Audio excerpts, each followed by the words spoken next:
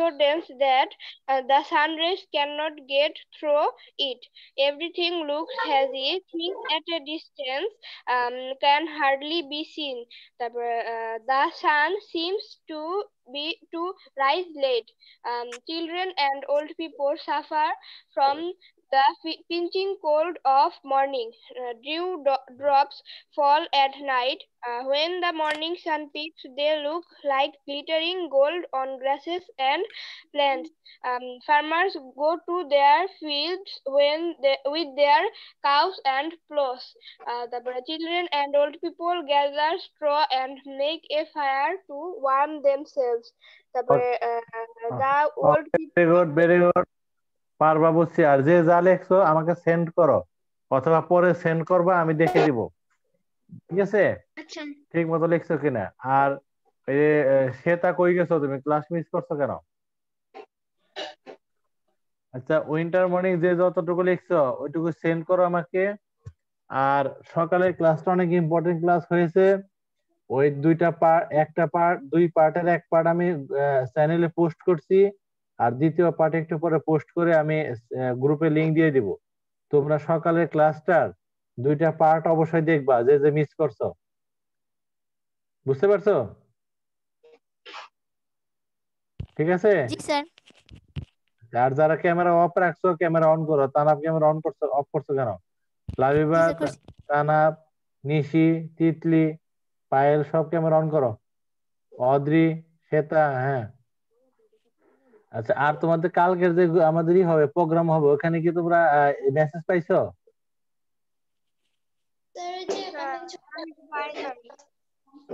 স্বদেশ প্রত্যাবর্তন দিবস উপলক্ষে যে প্রোগ্রাম আছে, তোমরা মেসেজ পাইছো কে কে? স্যার আমি পাইছি। মানে হ্যাঁ, তুমি পাইছো মানে খসাকা পাইছো, তাই না? সবাই তো পাবে তাহলে। পাইছি। স্যার আমি পাইছি। স্যার হ্যাঁ, আমিও ঠিক আছে। পাইছি। হ্যাঁ, তোমরা একটু ওইটা জয়েন করবা। আচ্ছা, ওকে, ক্যামেরা অন তো, হ্যাঁ। আচ্ছা, এরপরে দেখো, হ্যাঁ, কি যেন বলছিলে, আজকে পরে আমাদের যুক্ত ফ্রন্ট, তোমাদের শীট তুলতে বলছিলাম, ছবি তুলছো? হ্যাঁ আচ্ছা, কালকে সংক্ষিপ্ত ভাবে বলছিলাম যুক্ত ফ্রন্ট এক কথায় জানি একটা কি? জোট। হ্যাঁ, জোট। কি কি ধরনের জোট? এটা কি কোনো রাজনৈতিক জোট, কোনো সামরিক জোট, না কি ধরনের জোট? মানে সহযোগিতার জোট? এটা কি একটা রাজনৈতিক বা নির্বাচনী জোট, তাই না? হ্যাঁ কি ধরনের জোট? রাজনৈতিক জোট। হ্যাঁ, রাজনৈতিক উদ্দেশ্যে নির্বাচনী জোট। ঠিক আছে? যে যে জোটের মধ্যে প্রধান দল ছিল 4টা, এবং এই জোটটার নাম ছিল কি? যুক্ত ফ্রন্ট। যুক্ত ফ্রন্ট। আচ্ছা, ঠিক আছে। আচ্ছা, এখন দেখো, এই যে তোমরা কি এটা উঠাইছো? আচ্ছা, যারা উঠাইছো ভালো, না উঠাইলেও সমস্যা নাই। এখন একটুখানি দেখতে হবে আবার, তাই মনোযোগটা আসবে। এই যে প্রথম এইটুকু লেখো, যুক্ত ফ্রন্ট বা 1954 সালের নির্বাচন, এইটা হলো টপিকস এর নাম। তারপরে এরোসিনো দিয়ে লেখো প্রাদেশিক পরিষদের নির্বাচন। অংশগ্রহণকারী দল ছিল 16টি। মূল প্রতিদ্বন্দ্বিতা হয় ক্ষমতাসীন মুসলিম লীগ এবং যুক্ত ফ্রন্টের মধ্যে।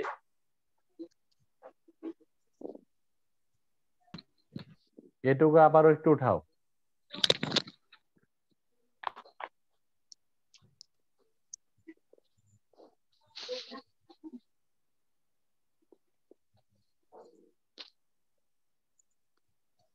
হুম।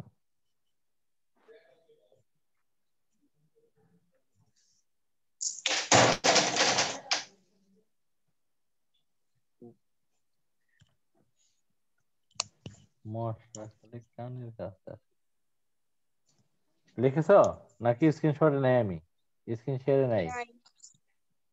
ও আচ্ছা, মানে ছবিতে নাই। বুঝতে স্ক্রিন পারছি, দাঁড়া শেয়ারে দাঁড়া। নাই। হুম, এইবার আছি মনে হয়।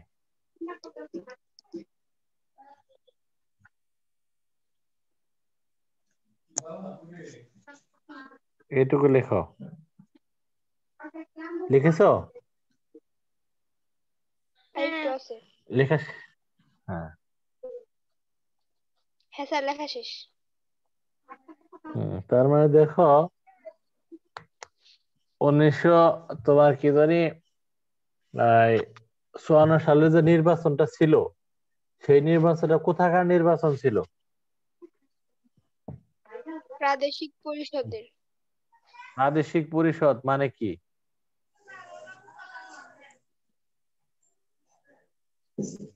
প্রাদেশিক পরিষদ মানে কি, কেউ একটু বুঝিয়ে বলো। 1954 সালে আমরা কি স্বাধীন দেশ ছিলাম? না। বা কি পাকিস্তানের একটা অংশ ছিলাম। তখন আমরা পাকিস্তানের এক কি যাদের বাসায় ডিস্টার্ব, একটু মিউট করো। পাকিস্তানের একটা প্রদেশ ছিলাম আমরা, কি ছিলাম? পাকিস্তানের প্রদেশ। প্রদেশ। তো দেখো এটা পুরো পাকিস্তানের কিন্তু নির্বাচনটা না, নির্বাচনটা হয়েছিল পাকিস্তানের এই অংশের, অর্থাৎ এই অংশের নাম ছিল কি? পূর্ব পাকিস্তান। না না, তো পূর্ব পাকিস্তান তো 1956 সাল থেকে। 1956 সালের আগে আমাদের নাম ছিল কি? পূর্ব বাংলা। পূর্ব বাংলা। তাহলে এই 54 সালের যে নির্বাচন, এটা মূলত ছিল এই পূর্ব বাংলার, বাংলার যে একটা পার্লামেন্ট আছে, সেই পার্লামেন্টের কি নির্বাচন। মানে এইখানে এই নির্বাচনে পাশ করলে এই এলাকা পরিচালনা করার যে শাসন, সেই সরকারটা গঠন করবে, পুরো পাকিস্তান চালানোর মতো সরকার না। বুঝতে পারছো কি বলছি? হ্যাঁ স্যার। যেমন ধরো এখন ভারতে দেখো দুইটা নির্বাচন হয়, এক একটা রাজ্যে নির্বাচন হয়, আবার পুরা ভারতে নির্বাচন হয় একবার। যেমন পশ্চিমবঙ্গ আমাদের পাশাপাশি, হ্যাঁ, এইখানকার সরকার প্রধান কে জানো?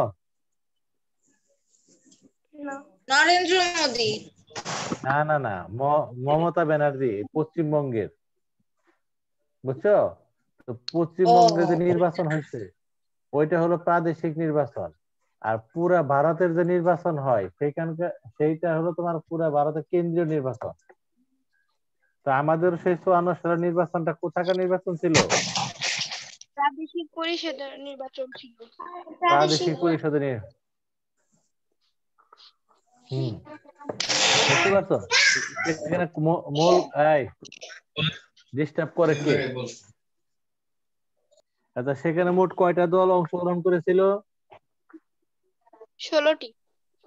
16টি। কিন্তু দল 16টা থাকলেও মূল প্রতিদ্বন্দ্বিতা, মানে মূল প্রতিযোগিতাটা হয়েছে দুইটা দলের মধ্যে।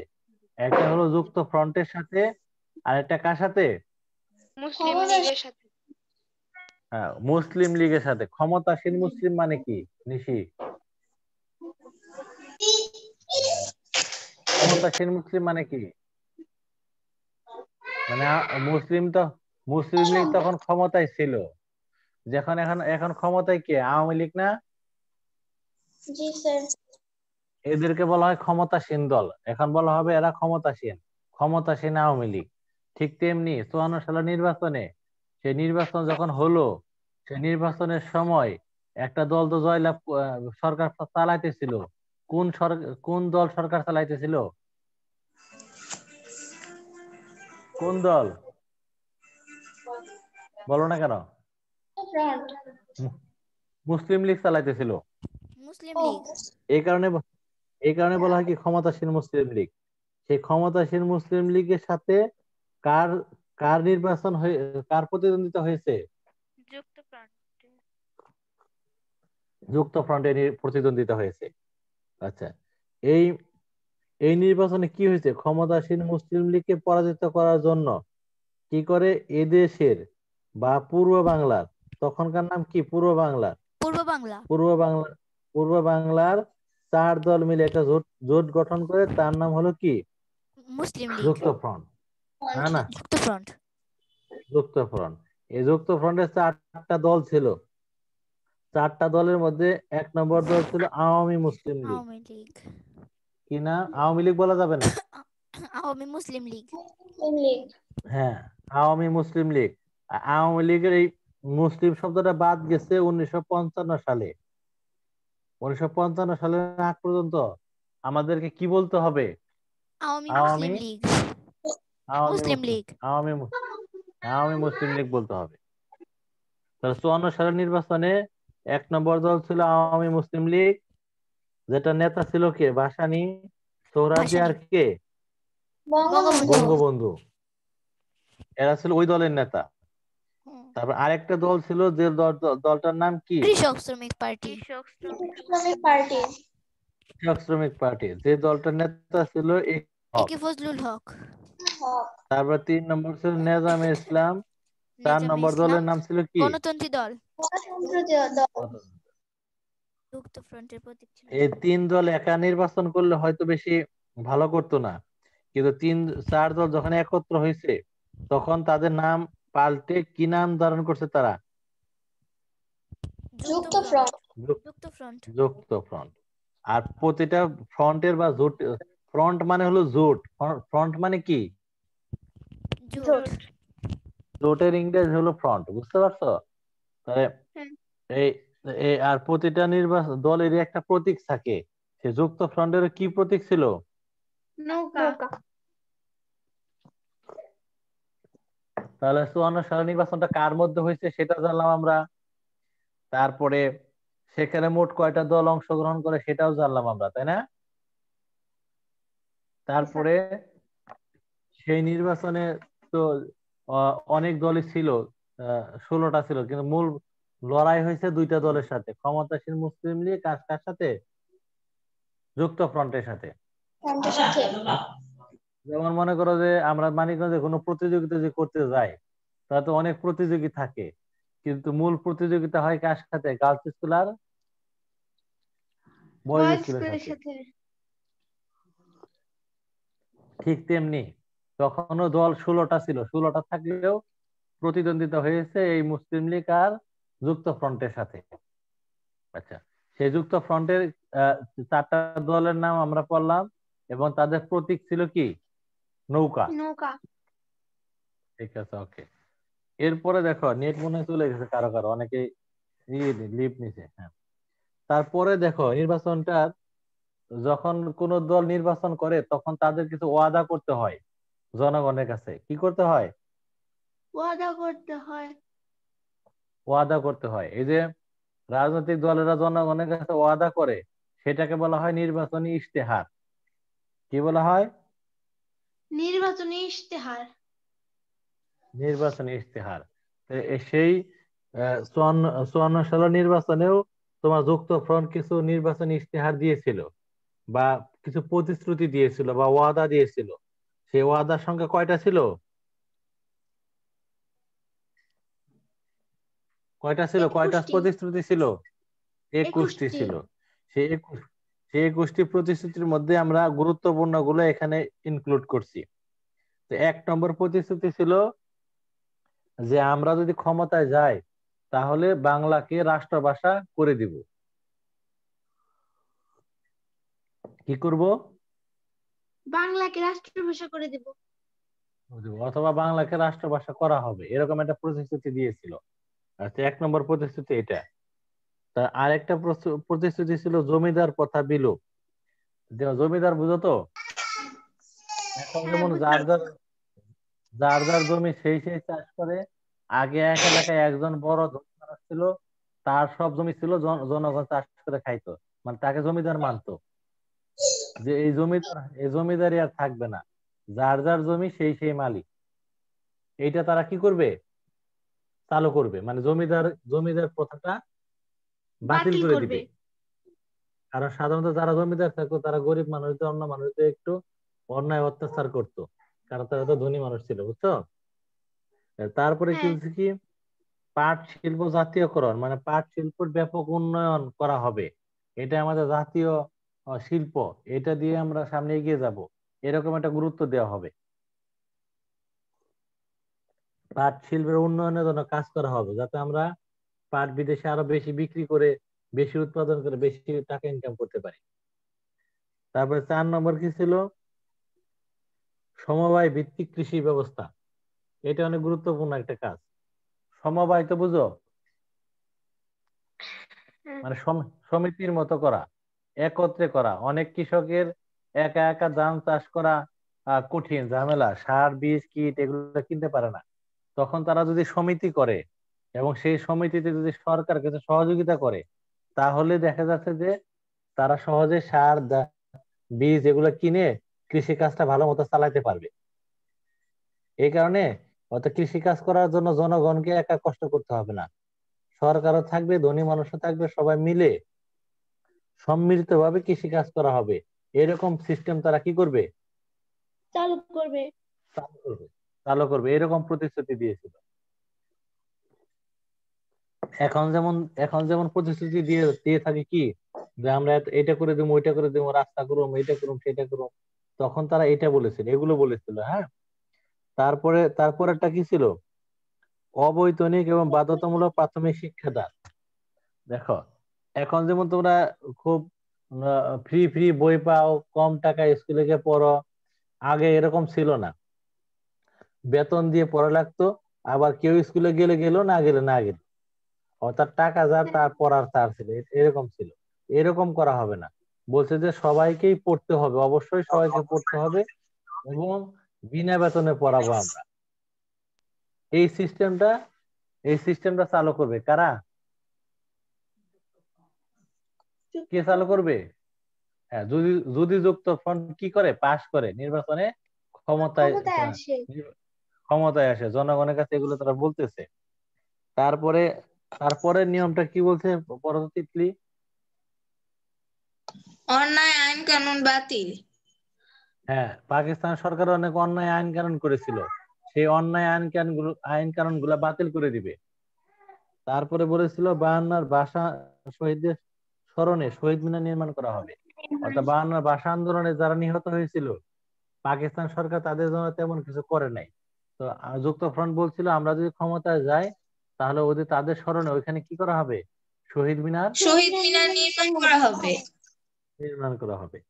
তারপরে ছিল যে 21শে ফেব্রুয়ারি সরকারি ছুটি ঘোষণা করা হবে।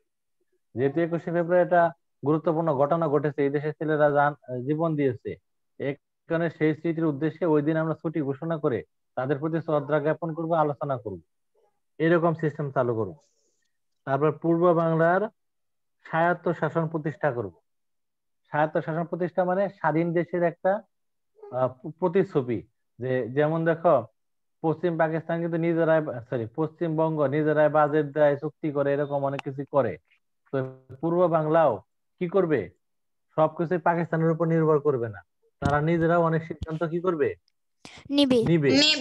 অর্থাৎ অর্থাৎ তারা নিজেদের শাসন প্রতিষ্ঠা করবে ক্ষমতায় গেলে, এরকম কথা বলেছিল। আর সর্বশেষ কি? বাংলা একাডেমি প্রতিষ্ঠা করা। বাংলা একাডেমি কেন প্রতিষ্ঠা করা হবে? বাংলা ভাষা ও সংস্কৃতির উন্নয়নের জন্য। উন্নয়নের জন্য। বাংলা ভাষা বানান কি হবে, কিভাবে সংরক্ষণ করা হবে, কোন নিয়ম নীতিতে চলবে, এসব কিছু ঠিক করার জন্য একটা প্রতিষ্ঠান থাকা দরকার। বাংলা একাডেমি তারা প্রতিষ্ঠা করবে। আচ্ছা, এই পর্যন্ত ভালো করে পড়া টোটস্থ। যেহেতু অনেকেই ক্লাস নাই, এই জন্য এই প্রথম 2 পৃষ্ঠা পড়ে দিলাম। এটা তোমরা তুতা ফাঁকের মতো মুখস্থ করবা। আর মেন বইয়ের দেখো, সমাজ বই আছে না এখানে? হ্যাঁ, সমাজ বই কোন কোনটুকু পড়বা আমি বলে দিচ্ছি। আর ওই যে প্যারাগ্রাফ, উইন্টার মর্নিং আর ফিজিক্যাল এক্সারসাইজ পুরাটা পড়া ইংলিশের। হ্যাঁ, পার্ট 2, সমাজের পার্ট 2 মানে 4 পৃষ্ঠা আর 5 পৃষ্ঠা পড়া যুক্ত ফ্রন্ট। বুঝতে পারছো? নির্বাচনের সম্পর্কিত এটুকুই। হ্যাঁ হ্যাঁ, মানে এই যে 4 আর 5 পৃষ্ঠায় যুক্ত ফ্রন্ট সম্পর্কে যেটুকু আছে এটুকুই। নির্বাচনের ফলাফল আর মুসলিম লীগের পরাজয়ের কারণ আর যুক্ত ফ্রন্টের বিজয়ের কারণ, এটা আমরা আগামী দিনে আলোচনা করব। বুঝতে পারছো? হ্যাঁ বুঝতে পারছি। হ্যাঁ, আর হলো ইংলিশ লেখো উইন্টার মর্নিং সম্পূর্ণ, ফিজিক্যাল এক্সারসাইজ সম্পূর্ণ। ঠিক আছে, আর একটা দিন আমরা একটু অল্প পড়লাম, পরের দিন থেকে বিকালের ক্লাসটাও 2বার করে কল দেওয়া হবে। তোমরা একটু প্রস্তুতি থেকো, প্রস্তুতি নিয়ে রাখো, আর হলো সব ক্যামেরা অন করে ক্লাসে অ্যাটেন্ড করার চেষ্টা করবা। হ্যাঁ।